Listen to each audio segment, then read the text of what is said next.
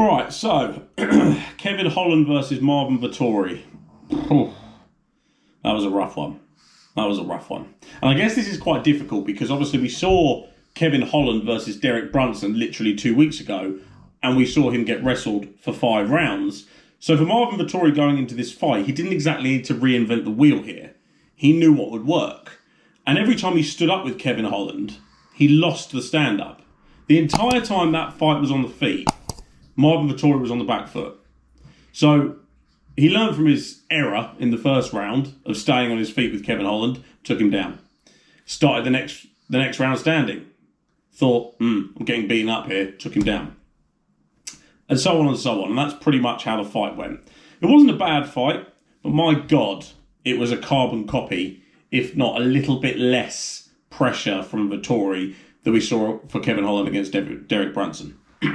So, I guess Marvin Vettori did what he should do and take the fight to the ground and make sure that he secured the win. And I don't begrudge him for that. And I also don't begrudge Kevin Holland for stepping up on 2 weeks' notice and taking this fight, because it's people like that that keep cards together and that make a kind of average card a decent card. And if he didn't do that, we'd be looking at that ABC card going, Arnold Allen main event versus Sadiq Youssef. Now, that's a really good fight. But if you're in America and you don't watch UFC and you turn it on for the first time, and you're like, who are these two guys? That's the problem. That was a good fight. The last, sort of the third round, Allen took it off knowing he was 2 up and it was a little bit dull. Anyway, I digress. So, I don't begrudge Marvin Vettori for his actions during that fight. I don't begrudge him for after the fight calling out Israel Adesanya. But Marvin, you won't be fighting Israel Adesanya next. Let's be clear about that. And I'm fully aware that Marvin went to a split decision with Israel, but Robert Whittaker fights Kelvin Gastelum next week. And let's be clear, if Robert Whittaker wins that, he's fighting for the belt next. I think it would be unfair to give Marvin Vettori a title shot over someone like Derek Brunson, who did exactly the same thing 2 weeks ago to Kevin Holland. So is the victory over Kevin Holland enough for a title shot? No, it shouldn't be. I don't begrudge anything that Marvin Vettori did.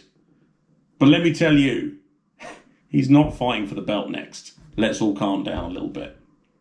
You know, if you look at the middleweight division now, and we see, Robert Whittaker, Paulo Costa, Jared Cannonier, Derek Brunson, Darren Till, then Marvin Vettori. Marvin Vettori will probably leapfrog Darren Till, I'd imagine, because Till's obviously inactive with a broken collarbone. But I'd like to see Vettori versus Brunson. Winner gets a shot. I'd like to see Vettori versus Paulo Costa.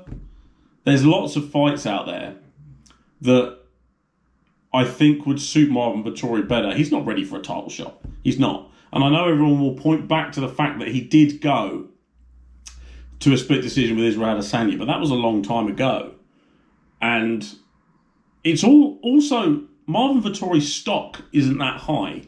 Like, if you don't watch the UFC, you don't know who Marvin Vettori is. So if you're going to sell a pay-per-view and Israel Adesanya versus Marvin Vettori, I don't think it's going to do as well as if it's versus Robert Whittaker. Now, obviously, we have to wait for a week or two to see what happens with Whittaker and Gastelum.